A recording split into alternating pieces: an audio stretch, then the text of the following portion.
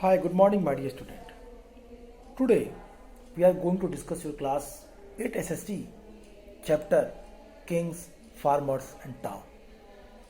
My dear student, in this chapter, today we will try to understand about the condition of Mahajanpada.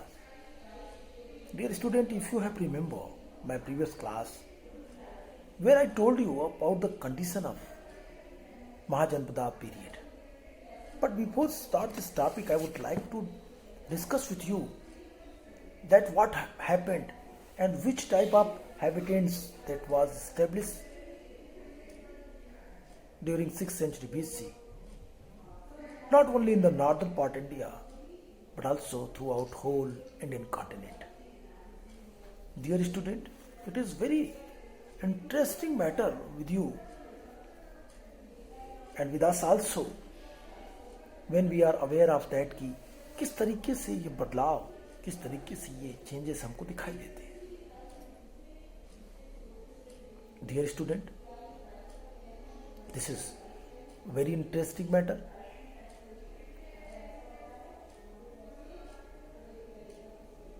That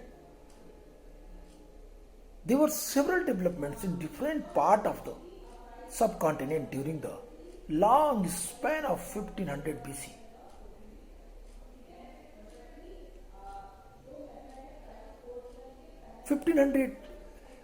I mean to say that in the whole Indian continent, during 1500 years to following, I mean to say that the 1500 BC, that era is called the Vedic era. Following the end of the Harappan civilization, the new culture that was developed, even it was the rural culture, this was called the Vedic culture. And after all, this was also the end of the Harappan civilization. This was also the period during which the Rig Veda was composed by the people living along the Indus and its tributaries. Sindhu नदी और सिंधु नदी द्वारा सिंचे गए क्षेत्र सप्त सैन्य प्रदेश में नवीन आर्य culture का विकास हुआ, एक नवीन संस्कृति का विकास हुआ. और ये जो नवीन संस्कृति हमें दिखाई देती है, ये अपने में महत्वपूर्ण और विशिष्ट संस्कृति थी.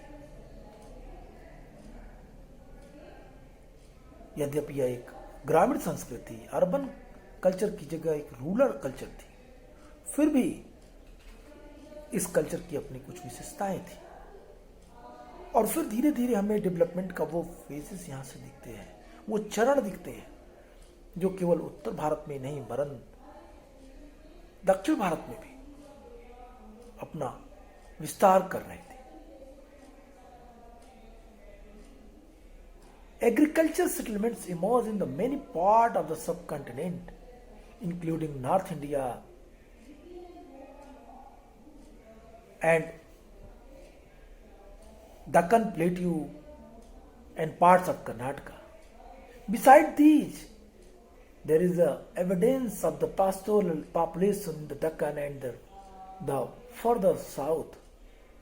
New models of disposal of the dead, including the making of the elaborate stone structure known as megalith.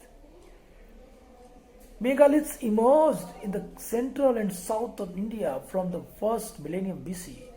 In the many cases, the dead were buried with the rich range of iron tools and weapons.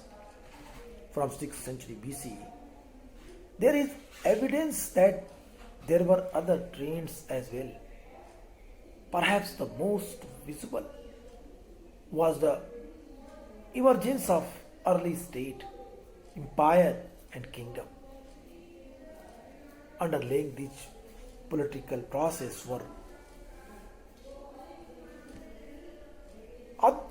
the production, surplus production. The surplus production changed the whole scenario.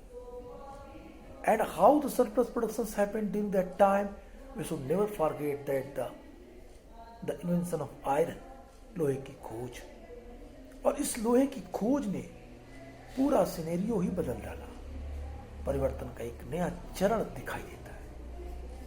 और इस लोहे ने surplus production से town and city का development और फिर religious development also play important role in the emergence of the new city and towns during 6th century BC. Why? A question which is arise in your mind that there were 16 Mahajanpad during 6th century BC, but why Magad became more powerful? Because in the Magad region,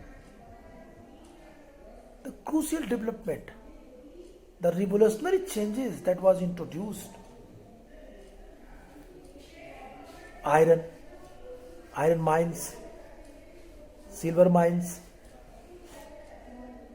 Yes, I am telling the silver mines. Why? Because there are text Sumangal Vilasini in which clearly explained that during Ajatsatru period, Bimbisar, their elder son, that was Ajatsatru, and the Bimbisar's other son was Hal and Behal, जो Licchavi Prince थे, उन लोगों के बीच विवाद उत्पन्न हुआ। सुमंगल विलासिनी कहती है कि विवाद का कारण क्या था। तो दो जगह हमें दो चीजें उल्लेख मिलता है। एक कहता है कि विवाद का कारण था ये हल और बेहल के पास से ना हाथी और बड़ियों की माला थी जिसको अजातशत्रु पाना चाहता था, इसलिए उसने उससे मांगा, और जब लिच्छवियों ने वो चीजें उन्हें नहीं दी तो उन्होंने अजातशत्रु ने लिच्छवी राज्य पे अटैक कर दिया। दूसरा रीजन जो रोमिला था पर कहती है कि एक्चुअली इसके पीछे का कारण इकोनॉमिक था। इकोनॉमिक क्यों? क्योंकि उस क्षेत्र में चांदी की खान थी, सिल्वर माइंस था, जिस चांदी का अधिकार लिच्छवियों के पास, लिच्छवियों ने उस पर कब्जा कर लिया था। अजातशत्रु उसे पाना चाहता था और उसने उस पर अटैक किया। तो ये चीजें एक बात क्लियर करती है कि यह रीजन बहुत ही प्रासपरस था। ऋग्वेद में सतपथ ब्राह्मण में एक कथा आती है जहां पे सतपथ ब्राह्मण में कहता है कि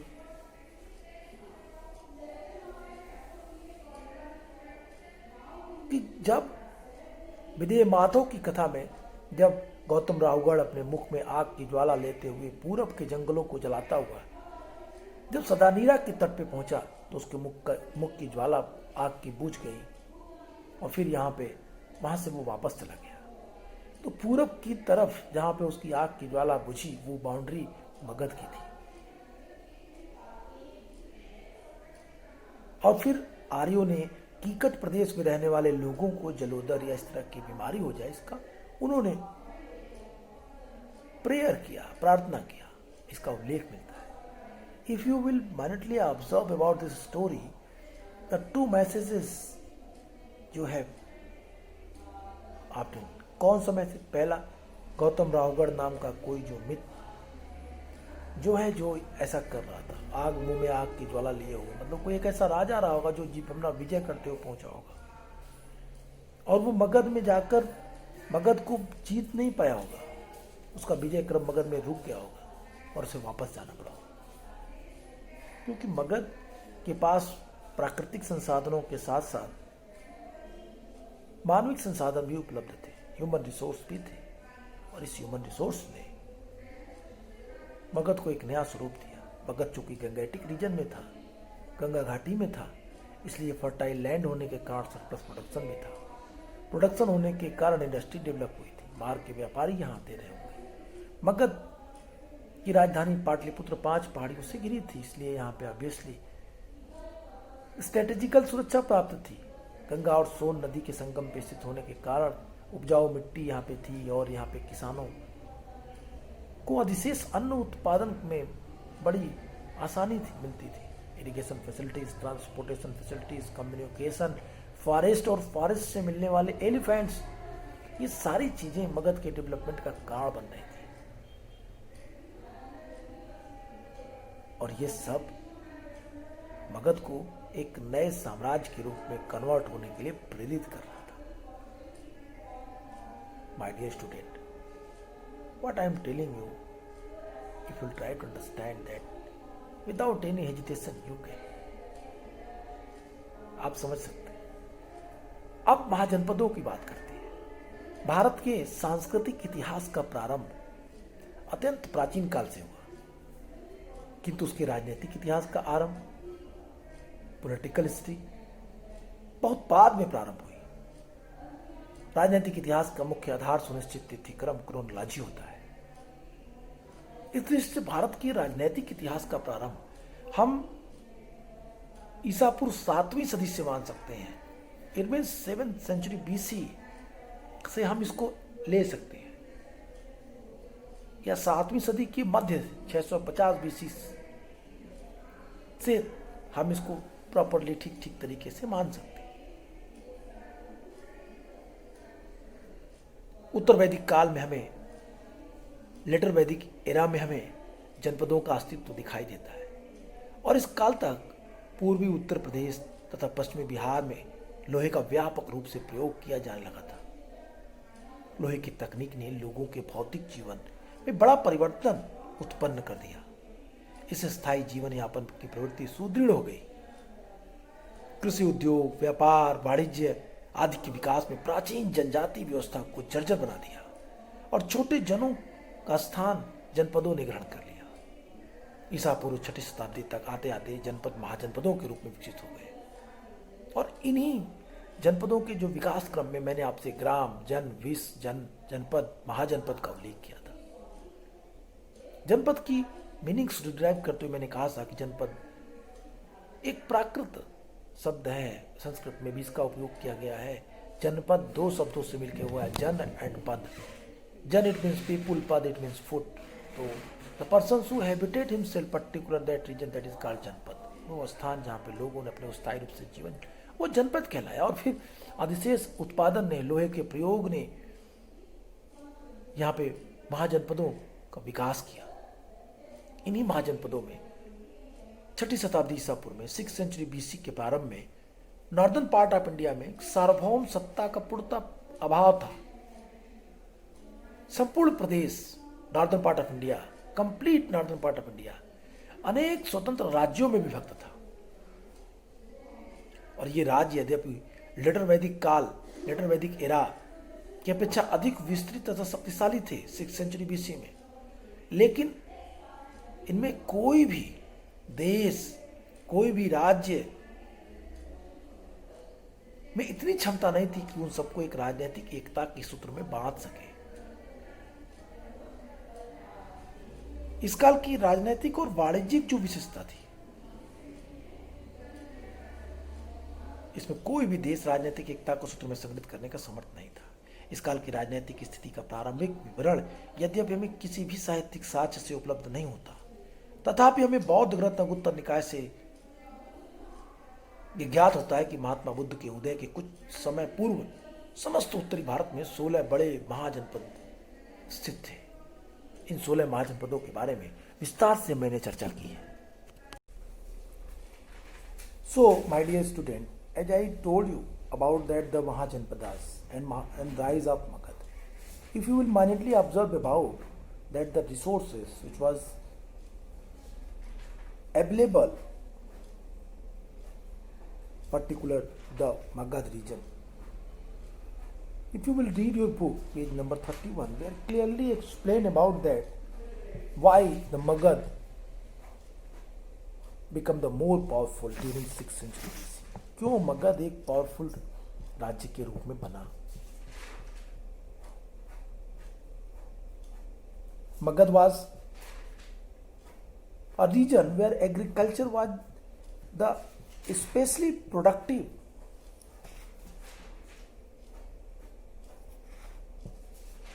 A region where agriculture was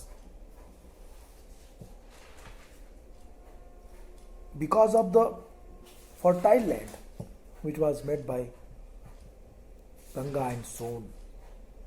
This is the Gangetic region.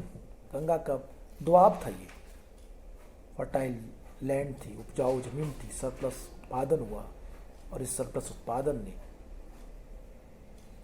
बड़ी संख्या में लोगों को अपनी ओर आकर्षित किया, और यहीं से महाजनपद का विस्तार दिखाई देता है। अगर आप उन चीजों को देखें जिसके बारे में मैंने आपसे बात की। My dear student, if you remember my previous class where I have already informed you about that what was the reason. Only the surplus production is not main reason for the development, but also the social, political, economic, and the cultural changes which direct or indirect way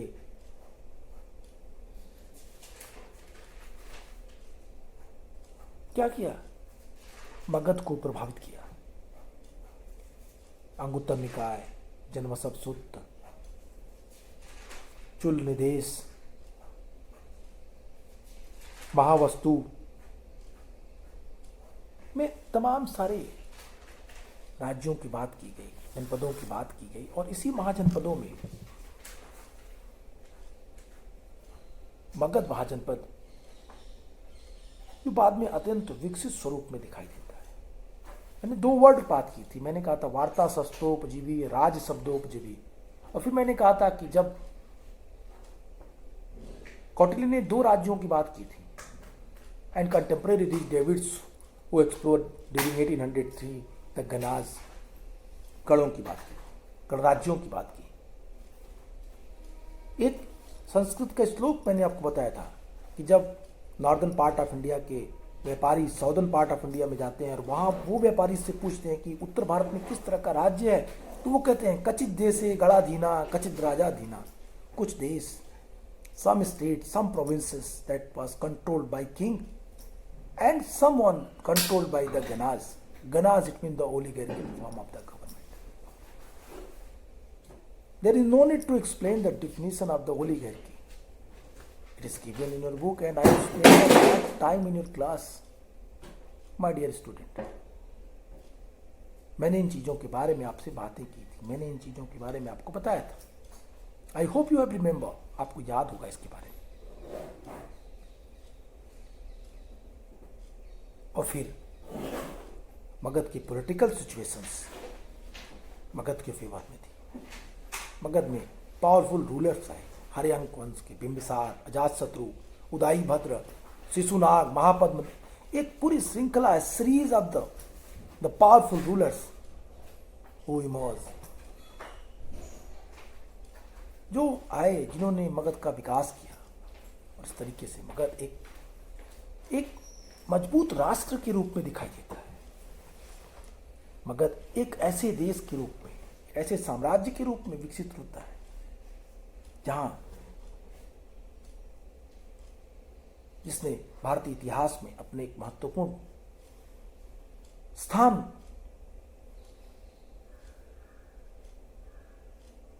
को बना के रखा. राजधानी पाटलिपुत्र, मगध की राजधानी पहले राजगिरी या गिरिब्रज थी. राजगिरी के बारे में एक अच्छी बातें आपके बुक में लिखी गई है. राजगिरी शब्द राजागाह, राजगाह या राजा का घर के संदर्भ में उल्लिखित किया गया है. बाद में गिरिब्रज और फिर उदयभद्र ने पाटलिपुत्र की स्थापना की. पाटलिपुत्र की स्ट्रेटेजिकल वे से पाटलिपुत्र अपने में एक यूनिक प्लेस था, एक महत्वपूर्ण स्थान था.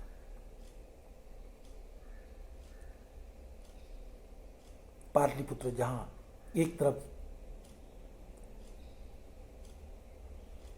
प्राकृतिक संसाधनों से भरा पूरा था, वहीं दूसरी तरफ इसके पास अच्छे कम्युनिकेशन थे, mode of communication, mode of transportation भी अच्छे अवेलेबल थे. फर्टाइल लैंड थी, सरप्लस प्रोडक्शन था, आयरन मिल जाने के कारण परिस्थितियां और तेजी से बदली. ये सब कुछ चल रहा था, ये सब कुछ विकसित हो रहा था.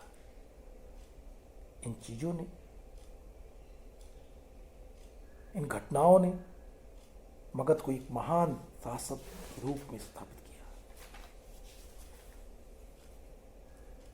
मैंने आपको बताया था कि किस तरह से वासुदेव सरल अग्रवाल ने ईसापुर 1000 से लेकर ईसापुर 500 तक के काल को जनपद युग की संज्ञा दी थी, जनपद एरा का था. और फिर मैंने इन जनपदों के बारे में आपको विस्तार से बताया था।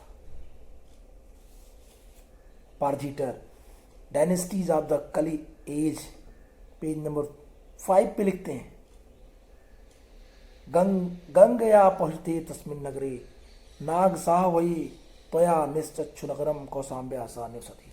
कौसाम्बी नगर का उल्लेख करते हुए बात कहते हैं, पुराणों का सहारा लेते हैं। और फिर मैंने एक और महाजनपद की बात की थी, अस्मक की, जिसे कभी कभी अस्सक या अशोक भी कहा गया है। गोदावरी नदी, आंध्र प्रदेश के तट पे अस्मक महाजनपद स्थित था, जिसकी राजधानी पोतन या पोटली थी। महाजनपदों में केवल अस्मक ही था जो दक्षिण भारत में स्थित था।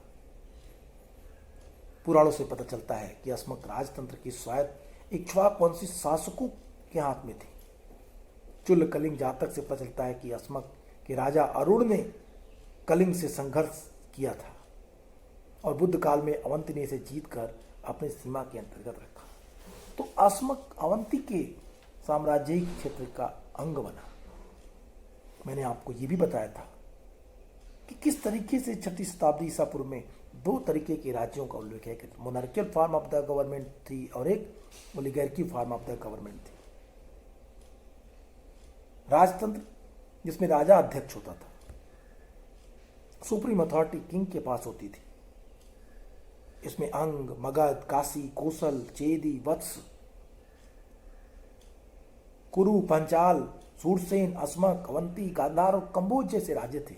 वहीं दूसरी तरफ जो गणतंत्र थे, जो गणाज थे, ऐसे राज्यों का शासन राजा द्वारा न होकर के गण अथवा संघ के द्वारा होता था। राजाओं के संघ जिसमें बज्जी और मल्ल महत्वपूर्ण था। हमने इन सब चीजों पे विस्तार से चर्चा की थी। हमने आपको गण राज्यों के संदर्भ में बात करते हुए फिर मैंने कहा था किस तरीके से 16 महाजनपद 4 महाजनपदों के रूप में सीमित हो गए। 6वीं शताब्दी ईसा पूर्व के उत्तरार्ध तक आते आते मिड 6th सेंचुरी बीसी 550 तक आते आते 550 बीसी मगध महाजनपद में 4 महाजनपदों का अस्तित्व दिखाई देता है। और सिर्फ वो 4 महाजनपद 16 महाजनपदों को अपने साम्राज्यवाद का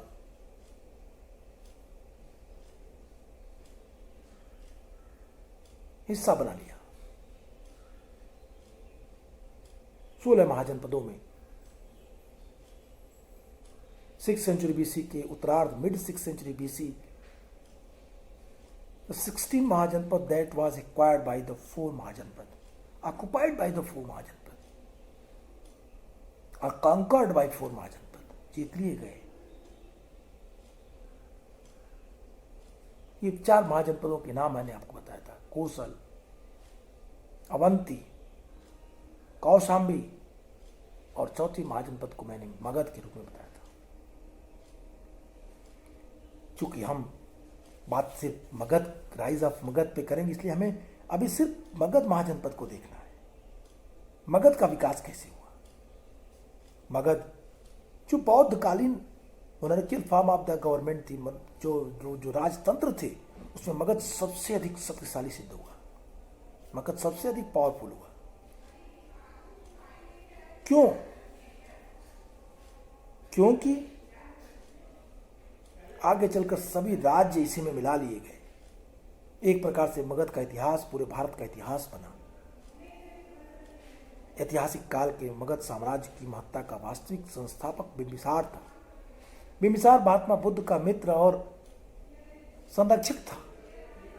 बिंबिसार एक महान विजेता था। उसने अपने पड़ोसी राज्य अंग पर आक्रमण कर उसे जीता था तथा अपने साम्राज्य में उसने उसको मिला लिया था। इस तरीके से मगध का उत्कर्ष एक साम्राज्य की सीमा को हटा दिया। मगध एक बड़े राज्य के रूप में उभरा। एक शक्तिशाली साम्राज्य मगध जो कई कारणों से महत्वपूर्ण रहा। जैसे अगर आप इन चीजों को करें, राइज ऑफ मगध को एक्सप्लेन करें, तो राइज ऑफ मगध के रीजन्स क्या थे? पॉलिटिकल रीजन आप लिख सकते हैं, इकोनॉमिकल रीजन आप बता सकते हैं, cultural aspects you can also explain. And then after the religious. Why? Because, so my dear student, if you will observe the reason, यदि आप उस कारणों को जानना चाहेंगे, then you can easily understand about that what was the reason of the development of Magad, rise of Magad. Again I inform you कि political condition also very important. The many rulers who played an important role in the rise of the Magad के उत्थान में. Mauryan Empire, which became the first empire who conquered the whole Indian continent, not only the northern part of India, even the southern part of India, area, Arakosia, Jedosia, Kandahar, Peropnisdai, Kabul area, इतने बड़े क्षेत्रों पर उन्होंने कब्जा किया. We will read about Asoka, Piyadasi, Devanam Piyena Piyadasi, Laja Cha Magade. It is the first line which is given in your chapter. I mean to say that the first paragraph which is given in your book, the Piyadasi, the pleasant king.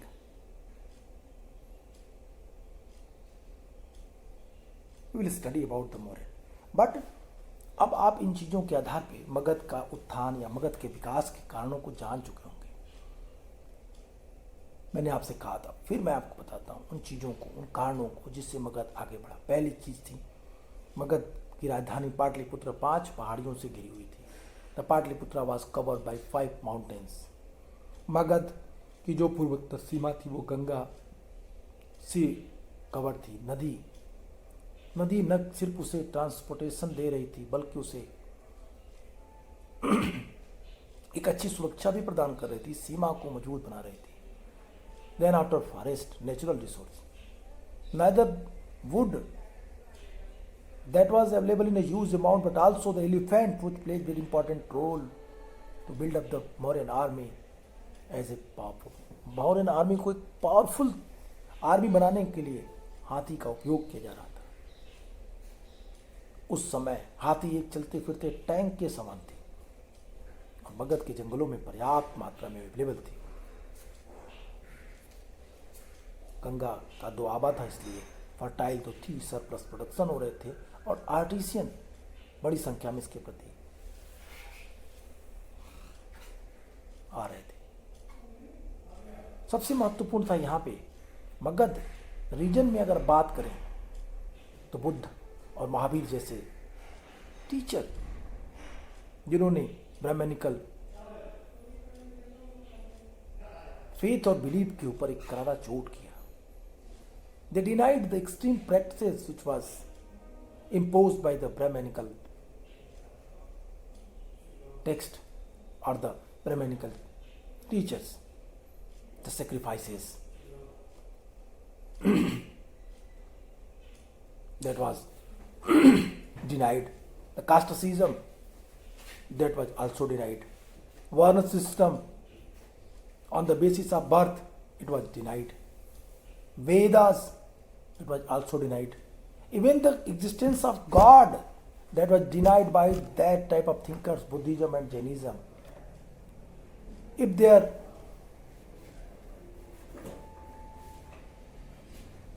would be no God, if the no existence of God, the ritual practices had already left out, बाहर निकाल दिए जाएंगे, फेंक दिए जाएंगे.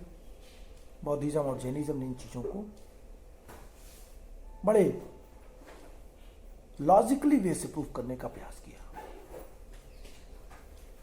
और इसीलिए Buddhism में बड़ी मात्रा में उन पुराने जो ट्रेडिशनल प्रैक्टिसेस थे जो व्यापार को रोक रहे थे, जैसे कुसीदन, डेब्ट, इन सारी चीज़ों को एक नए रूप में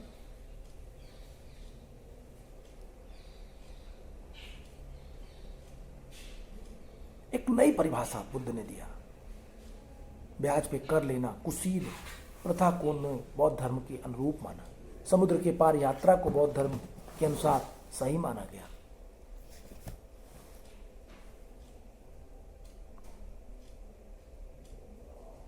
साथ ही साथ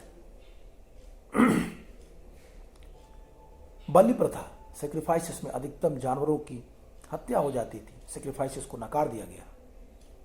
शूद्रों की अवस्था दशा दीनहीन थी, बुद्ध ने इसे भी नकारा। और अब शूद्र भी महत्वपूर्ण स्थिति में समाज में आ चुके थे, तो ये भी एक महत्वपूर्ण बात थी। तो what I am telling you कि these are all the points you can explain. आप इन चीजों को एक्सप्लेन कर सकते, बता सकते।